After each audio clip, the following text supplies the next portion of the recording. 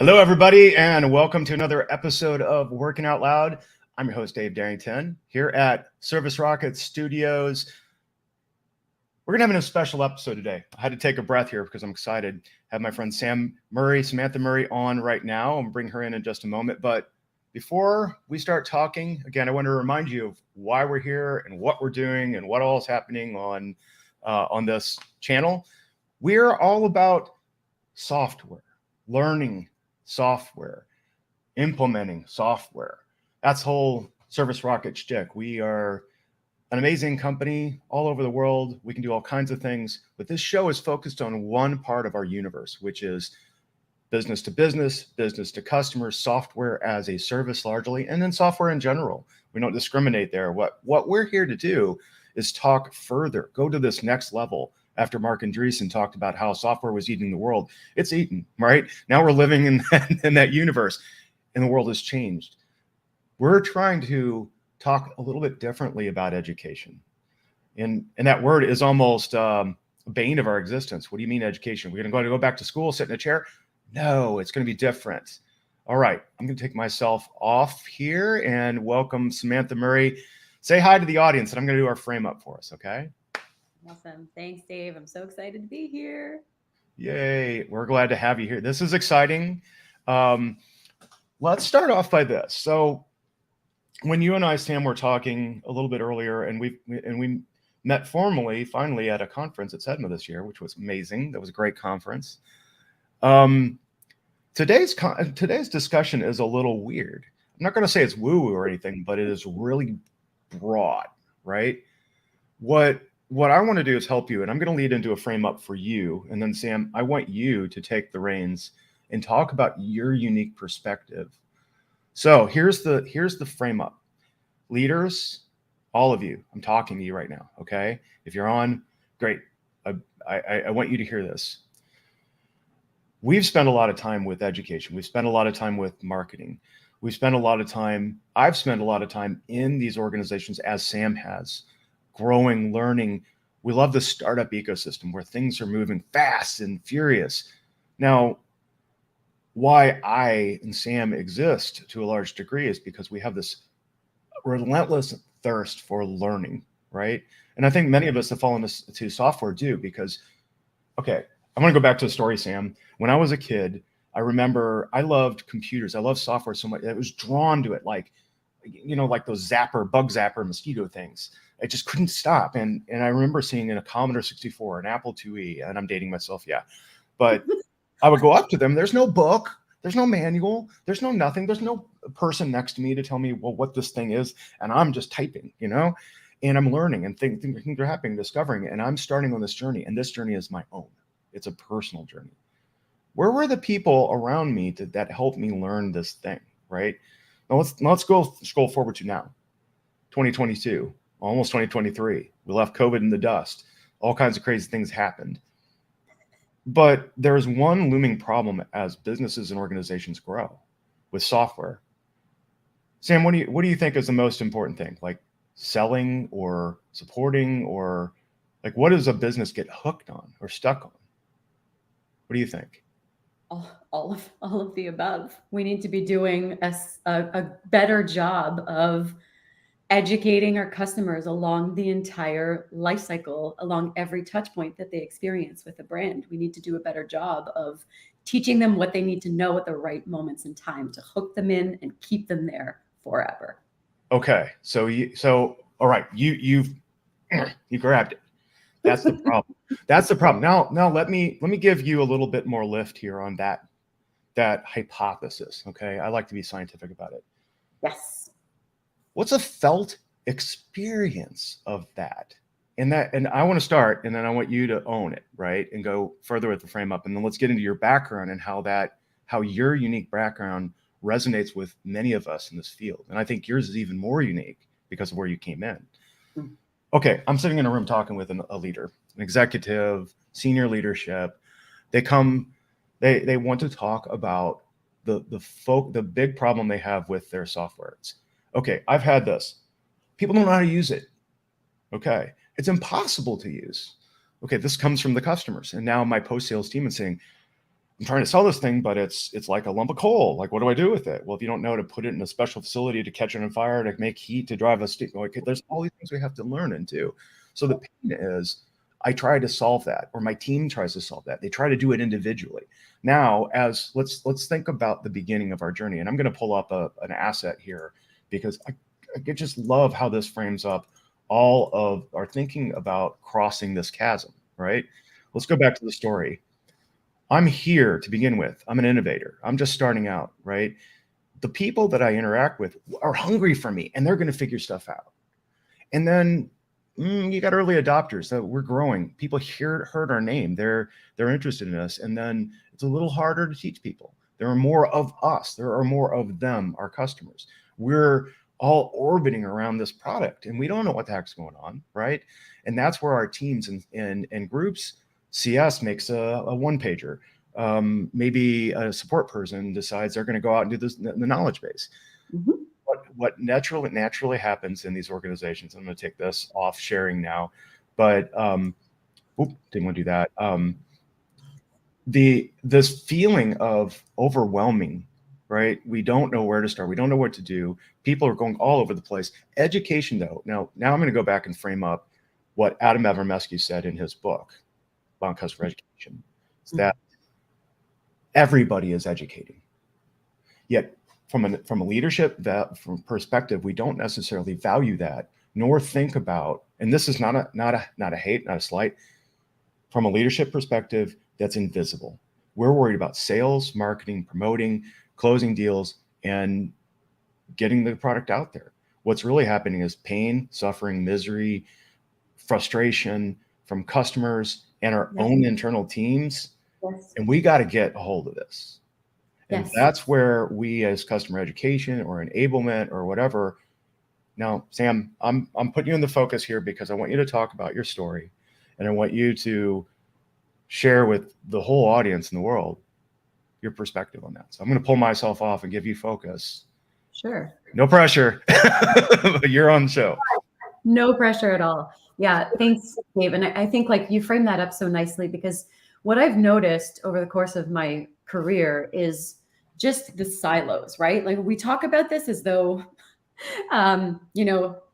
it's everyone's talking about silos and everyone's talking about breaking down silos, and that we need more cross-functional alignment between, different functions of the business. And this comes up really often, but what I haven't seen yet is leaders of those functions taking ownership of breaking down those barriers and kind of like zooming out from the specific focus that they have, whatever outcome that they are intending to drive towards, right? Like every individual contributor has like specific goals or KPIs that they're responsible for that ladder up into team function, and everyone puts the blinders on and then just goes off building content in order to reach that particular goal.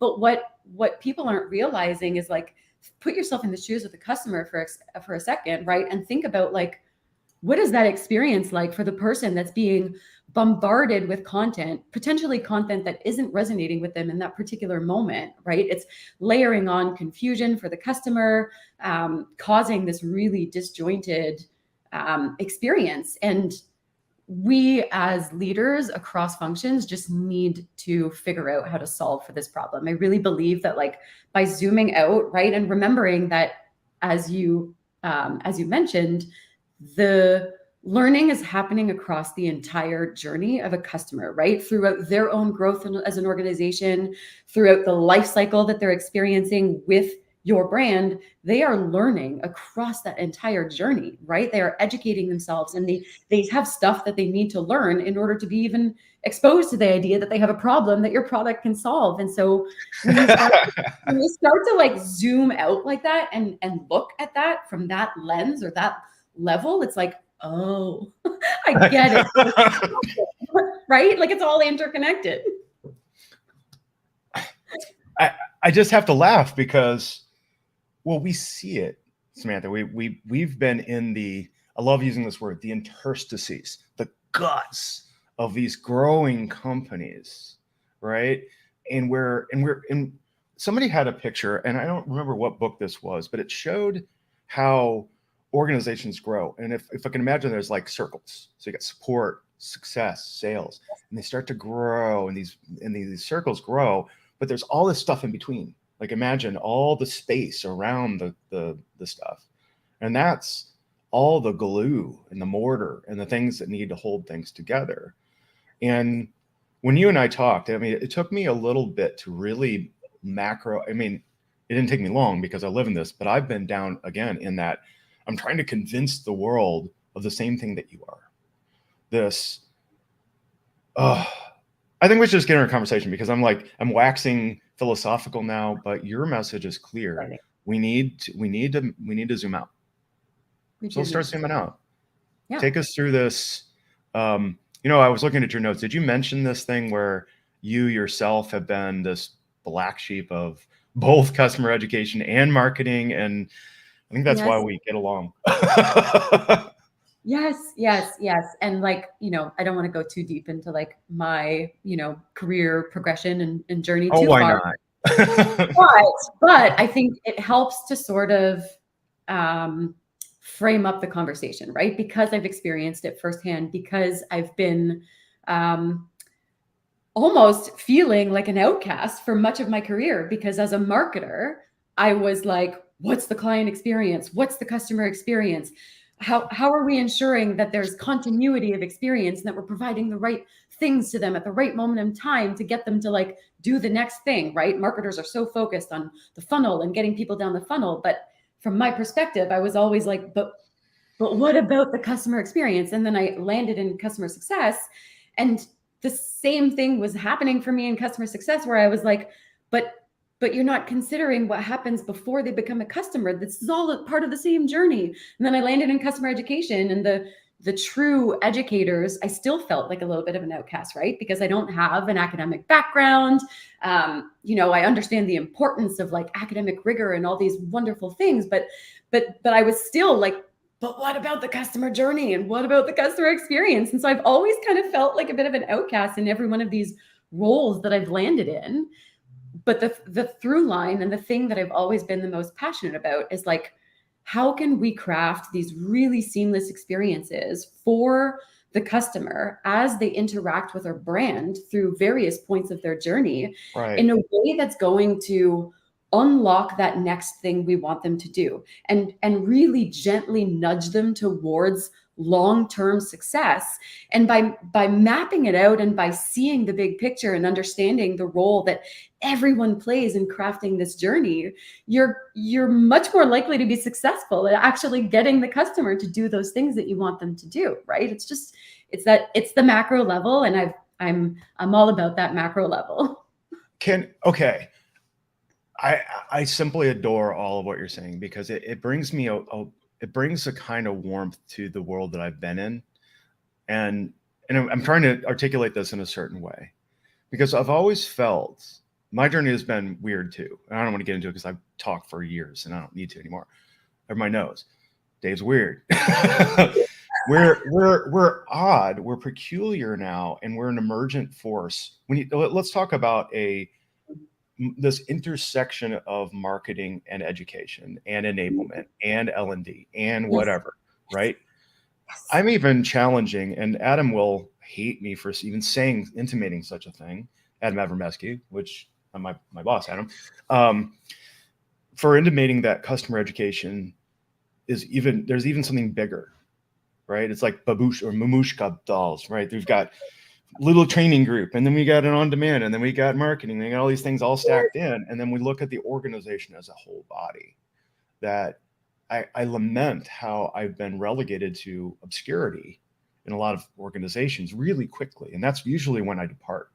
When it goes, Samantha is no longer the limelight. Well, why are you important in your organization? Why should you be a leader in your organization? I'm kind of getting off path again, but I'm trying to emphasize the fact that these educative plays, marketing plays, all interleave. Yes. So when you think about, one of the coolest things I've ever seen, one of my post-sales friends who was in a pretty senior role, actually it wasn't post-sales friend, we were talking with them, they were talking about laying out this customer success lifecycle. Okay, we're beyond marketing now. We're beyond sales now. Yep. We're in the land of post-sales, and we've lost all history. That's the past. And then one of the people I really love working with, we sat down and built this. He built this massive spreadsheet with all the points, all the interactions throughout the entire company for everything. It was, I mean, you look at it and you want to throw up, right? And that's just not because it's cool or it isn't cool or anything. It's because I'm just totally overwhelmed. Because you're looking at what happens at the sales touch point when an SDR needs to communicate a piece of information to a customer that doesn't understand. What happens when an account executive inherits that? I got the call's closed, right? I'm speaking the language of outreach here and sales loft. How are we getting people in the door? Okay, now I have education there. How do I know what value prop to pitch? How do I know what will resonate? That's education and enablement. Then it gets over to professional services for sales engineers. What they need to know. What you have brought into the forefront, Samantha, is that I'm going to call you Sam for short, if that's okay. That's like too many letters. Okay. It's that we need to bubble back out and talk about this journey. And let's start with this as a topic. So one of the topics that you had focused on was zoom out of traditional customer education post sales. Come back. Let's look at the start of that customer journey. And I want you to rephrase then. Let's talk for another 10 minutes or so. It's like, what? You're telling me to slow the hell down, Sam? I've got to sell. I've got to do work. And you're telling me we got to zoom out and take some time and maybe go to a retreat. I don't know. Tell me more. Yeah. I mean, it's the slow down to go fast concept, right? Like, and I think a lot of organizations end up as they grow, as you were just saying, right? Like organizations grow, things evolve, needs evolve, teams and functions evolve, and then silos happen.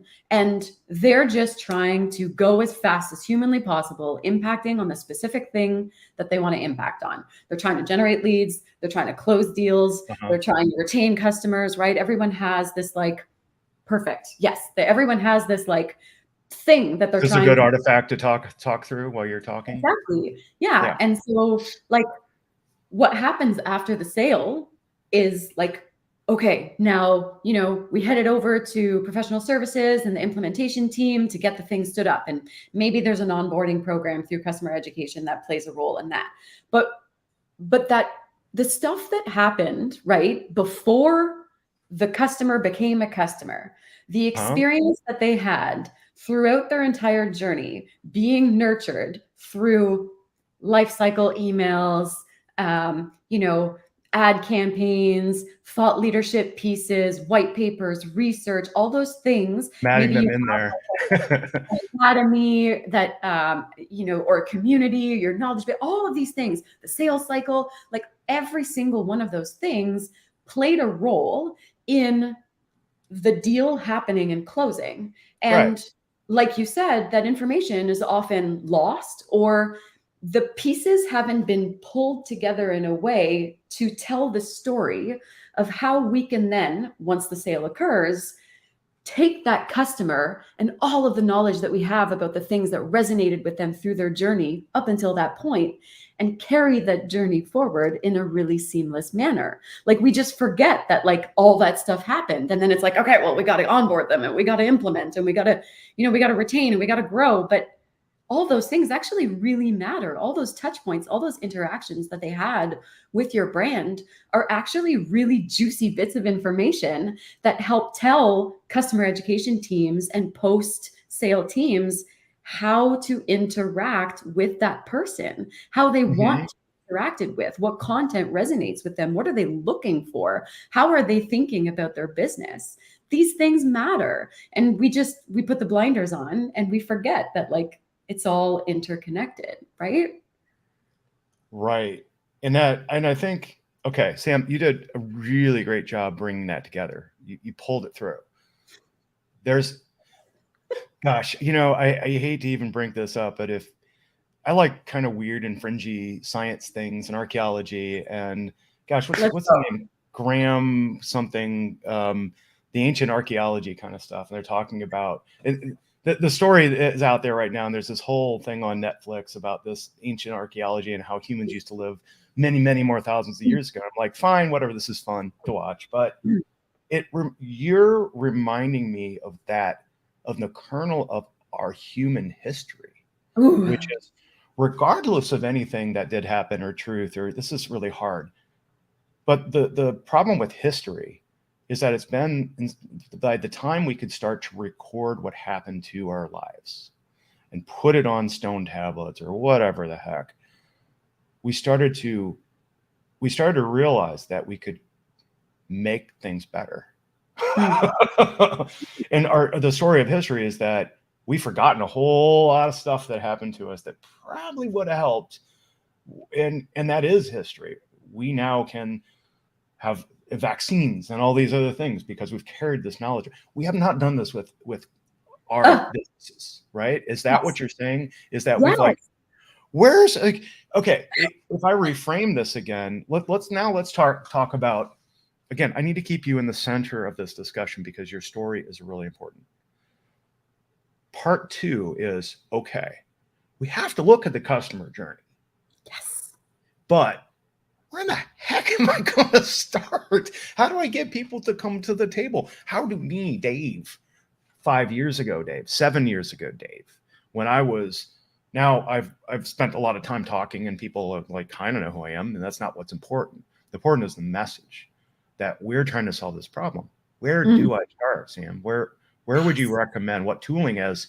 Again, you came in from both marketing and you're a startup person and you're deep into technology and you're seeing this. What are we going to do? What are we going to do next? Yeah. It's the customer journey map. And I want to dive into that. But before I do, I love the like history callback there and how you talked about that. And I just want to get into when you talk to me on a podcast. It's so amazing to me that you brought that up because like the way that I've been thinking about this on my own and then like talking to people and it seems to be resonating, right? Is like, there's a really big shift happening right now in B2B SaaS in terms of what customer education is and how we think about customer education. Mm-hmm. And I really believe like, this is a bold statement, but like, I really believe that like customer education, when you do zoom out to the macro level and you pull back from just that post-sale experience, I really believe that this is it's the future marketing. It's the future customer success. That thing customer experience is the future of marketing and customer success. It has to be. Things are evolving so quickly. And if we basically what I'm trying to say is like, history, great. I find that companies tend to get stuck in like the status quo and doing things the same old ways and following the playbooks without actually connecting the dots of the playbooks. Like go beyond it and connect the dots of those playbooks and go, oh, hang on a second. If we combine these things together, we can have such a bigger impact, right? Like that's the hot take. That's my big hot thing. Take. Oh, Ryan's gonna tear that up next, isn't he? All right, so let's do this. Let's talk customer journey. Let's talk customer journey. Before we do that, I wanted to pop in this guy, which is, I need to find some. I think you have some slides too, but again, there's all these different things. When we're talking about a business and an organization, I showed you audience that growth curve, right? What my message that interleaves with your message is that we're in this really nascent market. It's new. It's not new. It's weird. It's not weird. I wish I could remember the Latin term, but it's what is it? Something opposorium. It's the fact that we have two things countervailing forces going against each other. We have our natural impetus of just moving, getting forward, go, go, go, go, go. That's me. That's ADHD Dave, right? But then there's the other. That's a whole other conversation. But the other side is that we need to do it right, and we want to make money. And when I talk to venture capital, when I talk to investment firms, when I talk to other things, I'm saying, look, we are this glue that's showing a performance and very systemic process of engagement with our customers that starts with learning where you are and triangulating, and then starting to map that journey out and understand. And I think I might have something here where this is a workshop that I give periodically. And like what I've even said here is that we, in these workshops that I've conducted in the past, macro out and talk about the life cycle. Where do you start? And you start everywhere. The salespeople look at me like I'm a nut when I come in. It's like, hey, I want you to join us in this meeting and help us understand what you're encountering from an educational problem point of view. And folks are like, oh, well, I just wing it, or, well, we haven't had enablement, or I don't have any L&D, or, oh, you have customer education material. What's that? Oh, what? That helps me? Oh my God. Like all these things are alien to each other. They're out there, and we need to do a better job on them. With customer education, our job here is to help change behaviors, reduce barrier to values, and improve how people work. But that is not exclusive to anything else. So let's go on to our next topic. Okay, what are you talking about when you talk about journey map? Do you have anything you can show us? And like, how do we grok? Yeah. I'm gonna share my screen if I can figure out how to do that. It's presents, and we're doing a StreamYard tutorial here. So StreamYard fans, rejoice. I think people can see my screen. So do you have a hard stop as well? Sorry? Do you have a hard stop, or can you go to the hour? No, I can go to the hour. We are all good. All right.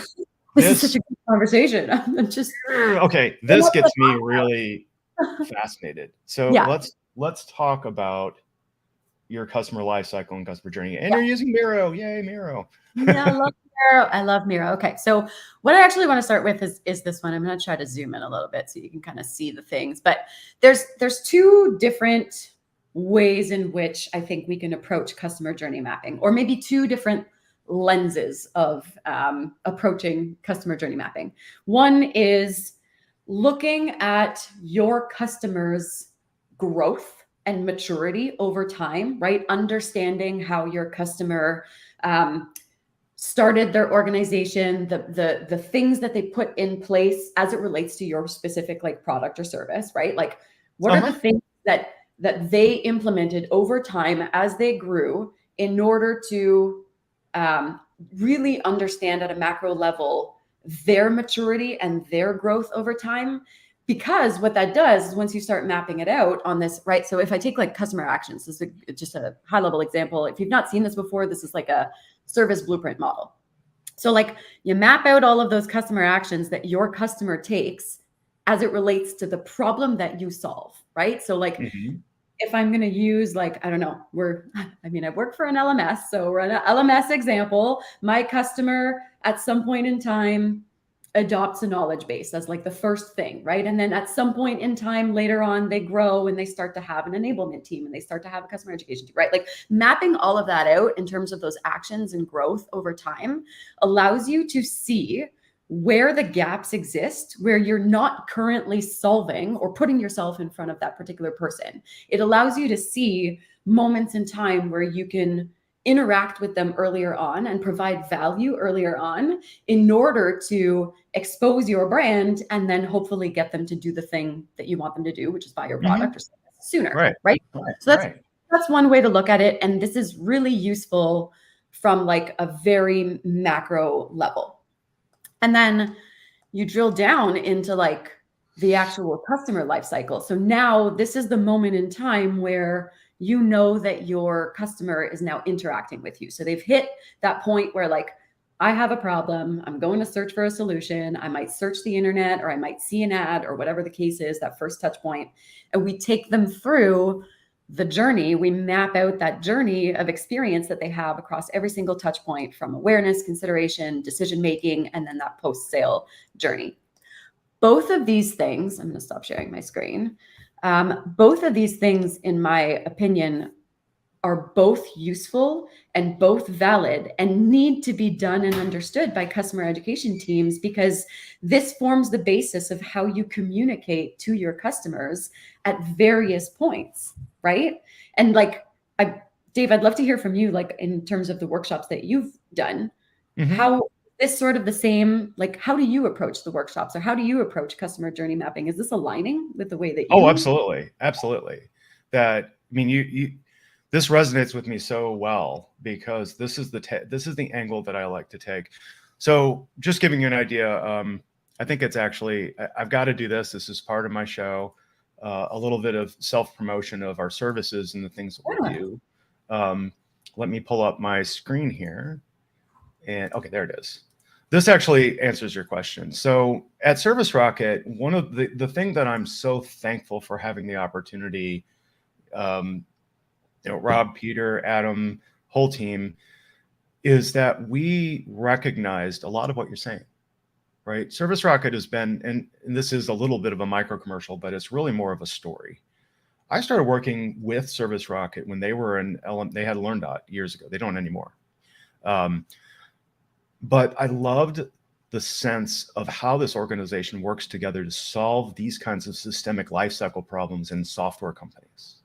That we as a whole can do anything from app development to integrations to support to success to whatever, in front of the customer, behind the wall, whatever. We're that glue, that services function that helps companies do what we're talking about doing from a systemic and people point of view.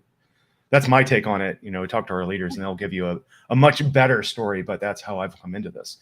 I've come into this and saying, we're adding the educational piece, the enablement piece, even the L&D piece of all of the services that we already offer. And this informs how I look at things a lot, because I've gone to 3 big unicorn companies and helped them build. We've built teams to build the programs, and we've did that successfully, right? That was hard, especially some of the last ones where they were unicorns.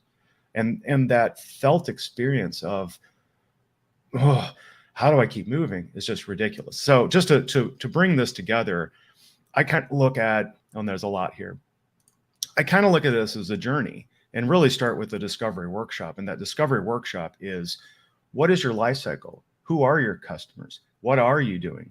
How can I take you through all of these pieces of, what are you trying to do to begin with? And how can we articulate a journey map to go through together for your customers, for your partners, for your internal people? That's all together. So I'll stop sharing that. And then I showed you already the screen from before, which was, this is actually the,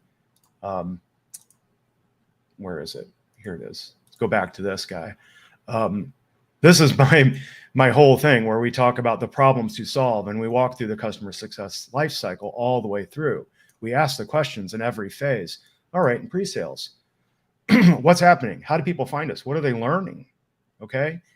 These are plays that we don't commonly slow down to do, because we build a team and they go.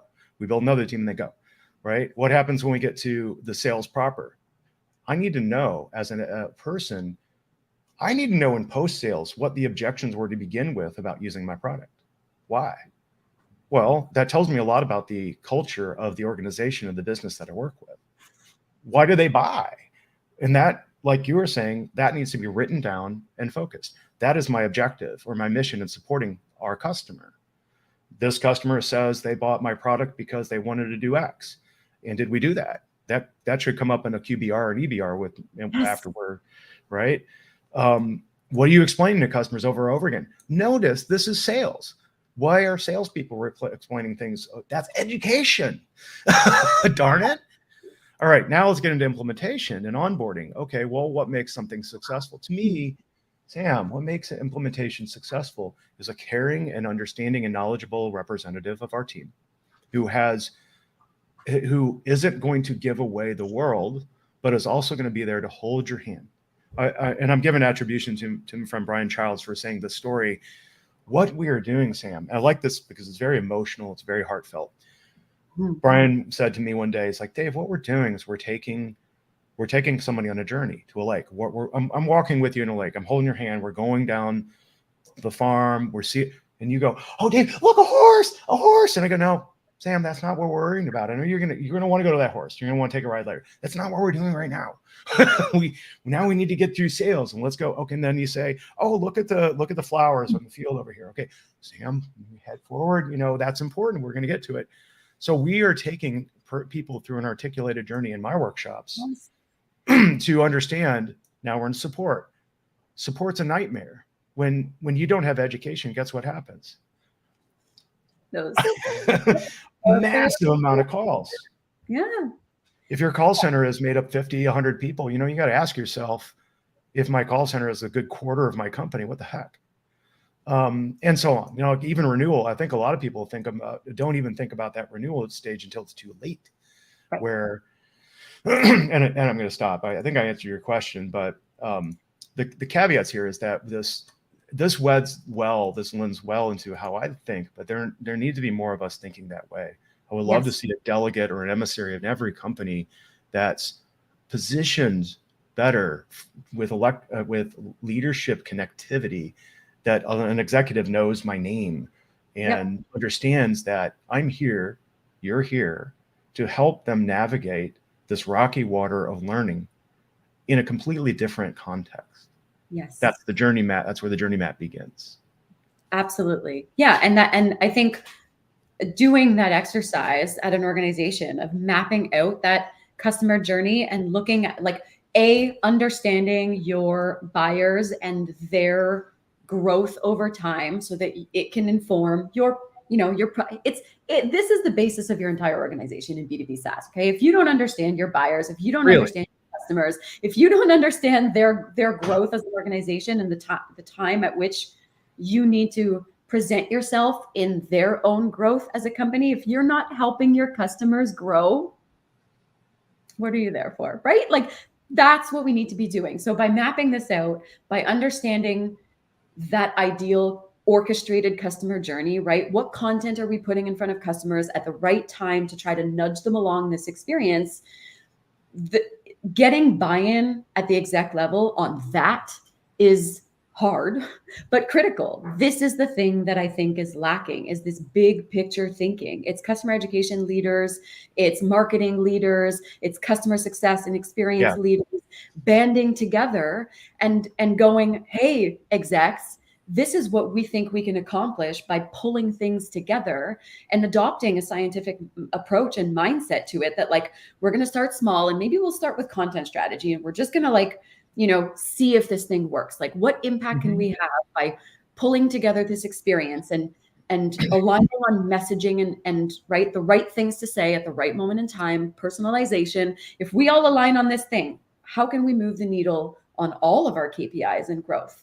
And then get the buy-in at that level. There's so much that we can be doing as leaders, I think, that requires zooming out from the problem that you're trying to solve and adopting that macro lens. I think it's going to be a lot easier to get that buy-in from execs if we're speaking their language. We need to be speaking in revenue language, in potential language. Yeah. Oh my gosh. And that goes back to some of the topics that we had at SEDMA this year, where, the more, I love this. My favorite quote of all time, Terrence McKenna, look it up. The world is made of language. Somebody said to the contrary one day, and I go, no, it's not math. It's not rocks. It's not chemicals and molecules. I was a chemist. That's why I got a master's degree in it. Chemistry is language. Business is language. It's what we say that makes things real. And then we pave that over by making an actual real thing. So if the language that we talk about, and this is, I think, what you've hit upon and what we're all seeing develop and grow, is that behind the journey map is the language. The language is one that weds together marketing language, education language, enablement language, implementation technical language, and leadership. Leadership must, to me, I think one of the biggest challenges, or perhaps the biggest challenge, and I'll go on record saying this, the entire B2B and B2C SaaS market, is simply unlocking this motion. Yes. This one of, and I'm loath to call it just education. It is, Sam, what I'd love to be someday is this person that's within a company that has a high enough position that I could see the battlefield. Right. I'm I want to see what's out. I want to see what's out there. I remember, okay, here's a moment in time I was thinking about when you were talking. We used to have at one company these battle meetings, or I can't remember what they call them, war rooms. That's it. They were war rooms. And we're like, why war room? What the heck does that mean? Well, it's referring to an escalation.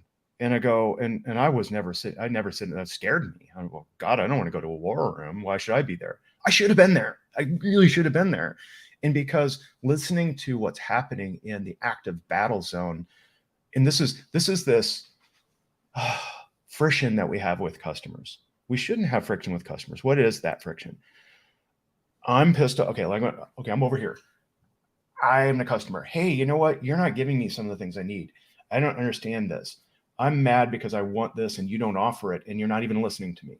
And then here's me over here as the business. Like, I don't see what you're talking about. Things are working great. And maybe that's somebody else's problem in implementation, or maybe our apps team needs to, product team needs to go build it. No, we're all one mesh, customer and employee. This is coming more apparent to me as I get engaged in more of these advisory work with clients, and I'm able to call in all of the people to the team, and you're seeing this interrelationship of this tendrils of the problems that go and pervade through a company, and they're almost always educational and enablement. Yeah, I don't know what to do. What does this product do? How many people do you think there are in most B2B organizations or B2B SaaS organizations that actually haven't even taken this training for the software that they're trying to sell or support? Yeah, like so many. Like, and is it an exposure problem? Is it a problem of right moment in time, right? Not just like accessibility or putting it in front of them, but like, are you putting it in front of them at the right moment in time? Are you educating them earlier on where to find the stuff that they need in order to simplify the process once they become a customer, right? Again, it's all interconnected. Yeah. It's like quantum theory for business. I don't know. The other thing that I think we often forget, not only in customer education, but the whole kind of like post-sale customer experience side of things, is that like the software is only one piece of the puzzle. The person that you're selling to has a job to do, and they're trying to grow in their careers, and they're trying to become, professionals in whatever it is, an area of expertise that they've decided to devote their career to. And so like, what about all of that, right? Like, are we offering them what we need to be offering them as a B2B SaaS company in growing themselves? Because ultimately what you're doing that way is like, if I'm able to provide you so much value as a professional in your career that you're unlocking the next thing, right? I'm exposing you to this idea. I've grown you in your role. I've provided you the skills that you need. Then suddenly you need more of my product. You need more of my services. Like, we forget that people have jobs to do and they want to grow in their roles. So this is the whole picture, right? And where, like, I think the future state that we talk about, that ideal mecha state of like how all of this interrelates, is actually like, we need to be doing a better job of pulling together our digital properties, our digital customer experience properties, right? And optimizing that experience so that it's easy for our people to grow in their roles, get unblocked when they need to get unblocked as it relates to the product, find their people, and like know that they're not alone in their problems. This is where the community comes in. Like, all of these things are interconnected and play a role in supporting the customer in their growth. So when you look at that customer journey map over time and you understand how your customers, how that business grows over time, it all comes back to this thing, this like ecosystem of learning. And the silos aren't doing justice to what's actually possible, right? When we start to consider the macro level. Oh my gosh, this is such a really eye-opening conversation, Sam.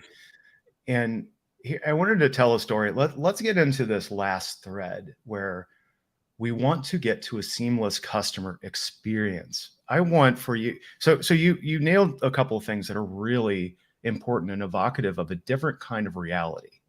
That reality is one that, look, our educational system as a whole, I'm speaking more about United States, and I'm not going to speak to Canada where you live or other countries.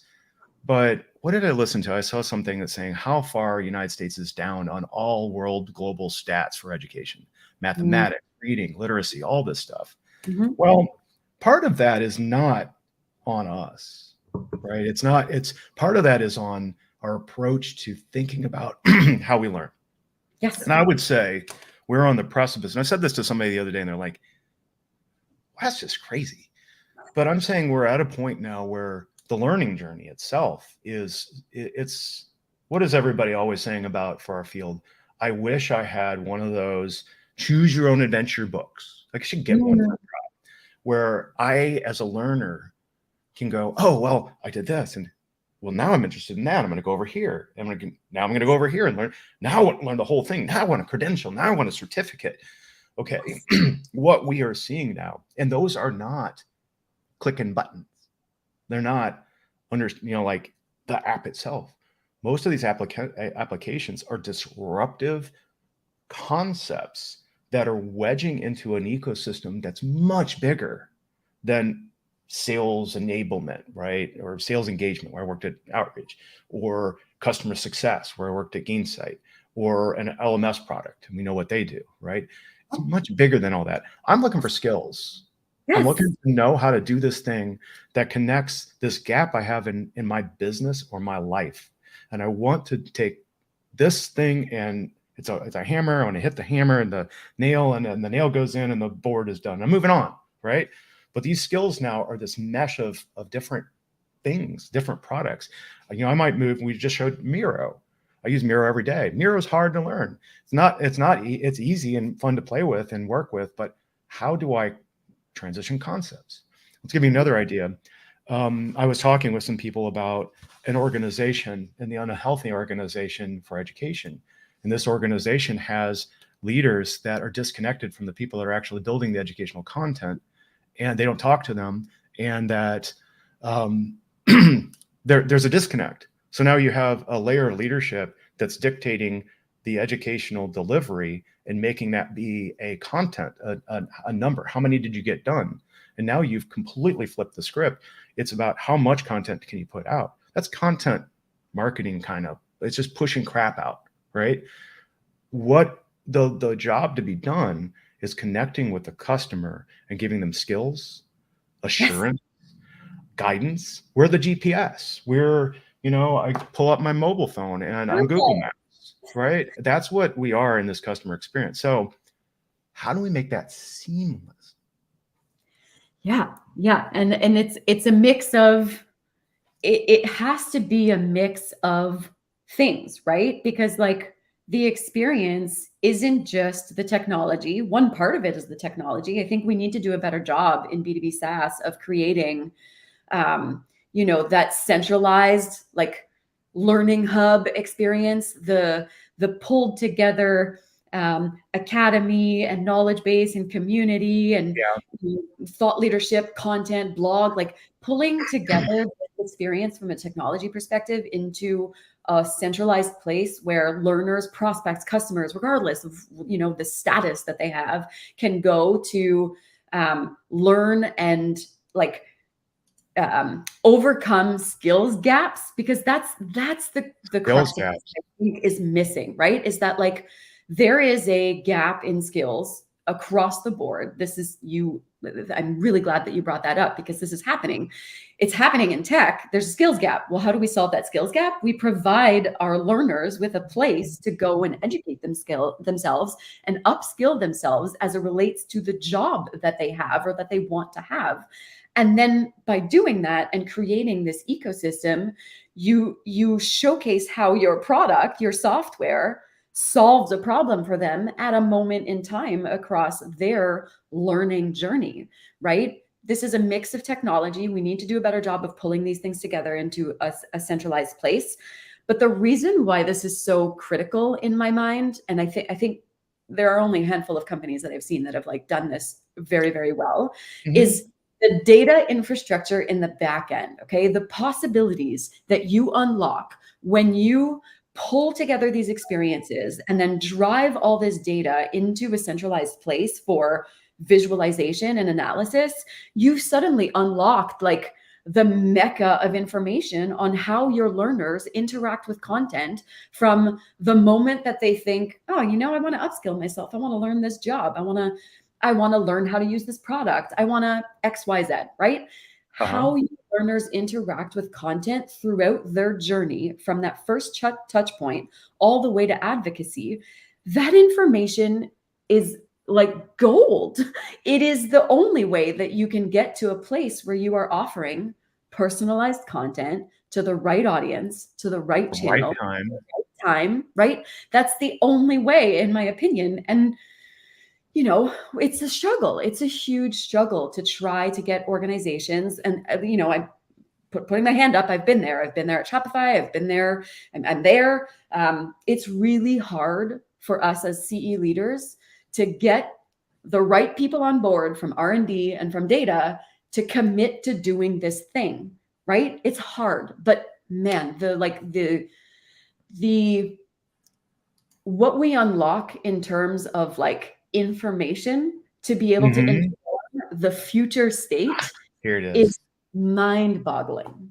Okay, Sam, I wanted to give some visuals based off what you're saying.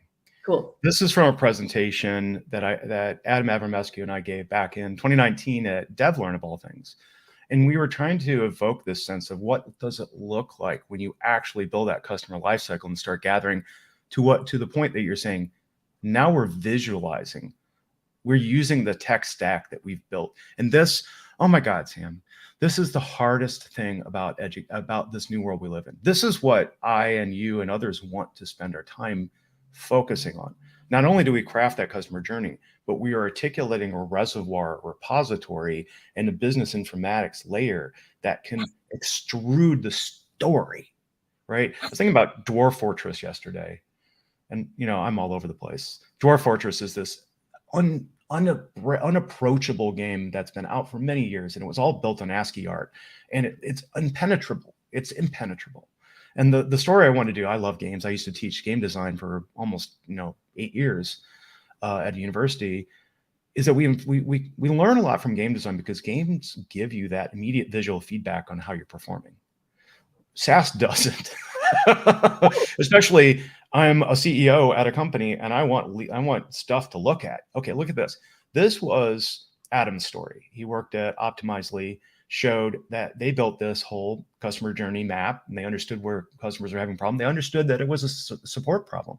So they released, to your point, that place that they call it Optiverse. It was a mix of learning for a knowledge base. It was all the videos and the Storm and all that kind of stuff. It was an academy, and it also linked you to anywhere you needed to go, the support portal to the community. Look at what happened over time. Once this was released, support tickets went way the heck down. Doesn't that make you excited? Well, let's look at other impacts. Like if we're measuring churn and stuff, this is a dashboard that's created by intersecting training data from an LMS. Okay, that's coming from there. CRM data, who the accounts are, who the customers are, and where they are and in their journey. And the telemetry, I'm going to say it, Bill Kashar, if you're out there, telemetry, product adoption, product usage data. Yep. What buttons did Sam click? Where did she go next? Look at this. The number of trained customers that consumed training that renewed at or above ACV, 91%, right? But, look at this number of churned accounts that were trained, 5%. If a leader can't say, oh, I need to train people and we need to make our training program a lot more visible. Let's look at some other things. Let's talk NPS. Let's talk about net promoter scores. This is coming from real data back in the day that I worked with. And we know that accounts that didn't have training often correlated directly, almost causated, Adam, don't beat me, to, I never know when he's lurking and he's going to say something to me, but it correlates to an NPS. You can measure this. But the problem, again, the bigger problem that education has, and the one that is unattractive to anybody in a leadership or a fiscal position, is that we're a lagging indicator. We have to measure and we need to measure for a longer period of time. We can't just come in and go, I did the training and it's fixed. I did the training and it's fixed. No, I'll go back to the session I did with Nyanti Shah about the calculus, about the area under the curve. It's a matter of collaboration between marketing and success and education and sales and all of us working in harmony, right? Yes. We're a band, a concert, an orchestration. Donna Weber would say that. Yes. Let's look at some other things. Here's another visualization. You see, I built this off of a Gainsight app, which was a really cool way to show, and these are all fake, so don't worry about the names, but the data is real. This is an example of me now being able to correlate learners to their onboarding journey and to show when that metric of time to first value, that moment in time where light bulb comes on. And how is that represented? I have a pretty decent amount of my user base in my company using your product, right? Mm-hmm. In this, onboarding took originally, before we did training and it integrated that, 135 days, 4 months, Sam, 4 months. After trained customers, the trained customer accounts reduced by 3 months. Good Lord, think of the money. Think of that revenue. Think of that revenue. So imagine being able to have these kinds of visualizations for stuff that actually happened before the customer became a customer, right? Well, yeah. By having that centralized place and encouraging them to log in to grow, right? I've identified I have a skills gap. I want to become an inbound marketer. I'm going to go sign up for HubSpot Academy. I'm going to learn what I need to learn. I'm going to take a certification. That whole time, information about how that person has been learning is funneling into a centralized place where then you can go, okay, I understand. Like by creating these programs and offering these programs and helping our learners overcome their skills gap, they adopted our product sooner. They closed, right? They converted sooner. We were able to reduce our sales cycle by 6 months as a result of providing these people a place where they can go and upskill and learn until the point at which they are then ready to buy your software or service. Like, there's so much potential that I think can be unlocked in that thing if marketing and customer education or kind of that post-sale experience can just work together and then work with product, because as you brought up, right, that in-product experience is so important and there's so much juicy data there in terms of how the customers use the product that can help inform content strategy. The missing link is always the data. And I just like, how do we overcome this? How do we solve for this? Well, Sam, we can. And let's do a couple of things. I think we're on our way. If there's any questions, we've got people listening. If you have any questions, please make them here. We're listening. We're active right now. Love to hear from you. Before or after the show, again, this stays up in perpetuity on LinkedIn. It's also on YouTube. We'll also have it on Service Rocket at some point in the near future. Interact with us, please. We want to talk about this out loud. Let's start winding down. And once again, I'm going to give you the floor here, Sam. I would like to know more about, here's where to contact you here on LinkedIn. What else would you like to tell about your personal narrative and what your passion is for this field? Yeah. Thanks. I appreciate that. Yeah. So whoever's listening, you can find me on LinkedIn. If this has sparked curiosity or excitement in you, and this is something that you've been thinking about, you're a CE leader and you're like, man, I wish I could figure that out within my organization. Or you're a marketing leader and you're like, man, I wish I could figure this out and work more closely with my CE leader. Contact me, get in touch with me on LinkedIn. I've been consulting for a little while in this space. This is the kind of stuff that I really want to be doing. I think there's a lot of potential here with, pulling together these experiences and starting to speak the language of your C-suite. This is something that I can help with. So by all means, get in touch. Let's keep the conversation going. Awesome. Well, please do. Sam, it was wonderful to meet you and actually talk to you. We've kind of orbited, right? We haven't connected, but we were able to talk at length at SEDMA, which was wonderful. So let's close out on another thing. If there are any questions coming in, I'll look at that. Let me do my spiel, which is, again, I work at Service Rocket. You can see my glorious new hat. I love this thing. It's our new Sika Henry line of sportswear internal, and we support athletes all over the world as well. What's really important to me, again, just like you, reach out. One of my roles right now is to help connect people like Samantha here to you. And we all have these different nuances and different places we're starting with. Once again, if you are interested in learning more about this as well, we actually have, I've got to add my new stream or my new share screen here. So I goofed on that. We have a program at Service Rocket now where we can do this privately or we can do it publicly. I do not have any public sessions scheduled, but I probably will here in the near future. Go to servicerocket.com or just look up Service Rocket Managed Customer Education Services, and this is me. There is contact more, but you can see the people we're working with today. We're working with great brands. We can do a lot of stuff, but the thing that I really love to do, and again, I want to show you, is that you can build your own plan with me. I am accessible, and there's people that I'm bringing in similar to Sam's background. Hopefully we can have you get involved in some of this too, to teach and to educate and to help you connect those data points so that you can have a program that scales, right? And connects. So here's the journey that I like to take people through, where we discover, we learn, we sit down and we slow down to speed up. We sit down and we actually connect all the people in your organization. And to the point what Sam's talking about, the customer journey, we actively do this. We want to have your leaders in the room and your teams in the room, marketing, support, your CEO, and this works. When we all get down and we sit at the table and we talk about the journey that we have to go through together as a team, this kind of methodology will take you through that. And there's a lot of really hard points. Like, are you going to jump in? Do you think certification is where you need to start? No, you got 18 months of pain. Does anybody in your company know who your customer education team is? There's change management for your organization, and we can come in and talk to your team about that. These are things we all can do. And hopefully you're seeing that some of the programs that we're designing, you can join in and learn these things for yourself. And we all together, we're raising all ships together. All right, that can be found once again at this link that you see at the bottom. I'm going to turn that off, and we are going to close out today.